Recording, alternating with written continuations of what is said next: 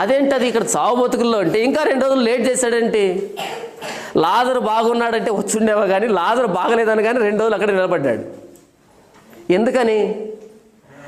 అది లాజరు చనిపోవడానికి వచ్చింది కాదు, దేవుణ్ణి మహింపరచడానికి వచ్చింది చావు. అది ఇది మార్తా మరియకి ఇద్దరికి తెలియదు, ఇది యేసు ప్రభు తెలుసు.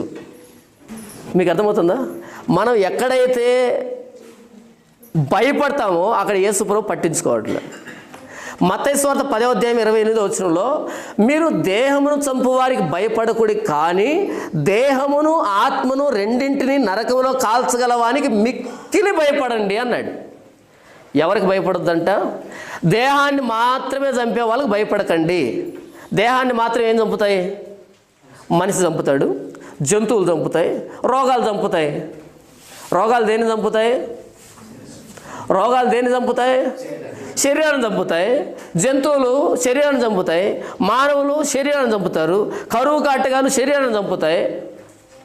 మీరు దేహాన్ని చంపే వాళ్ళకు భయపడకండి.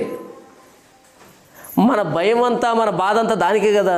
రోగం వస్తే తలకిందులు అయిపోతాయి, అంతా అయిపోయిందని యేసు ప్రభు 1000 సంవత్సరాల కింద చెప్పిన మాట, దేహాన్ని మాత్రమే చంపుతారే వాళ్ళ భయపడకండి.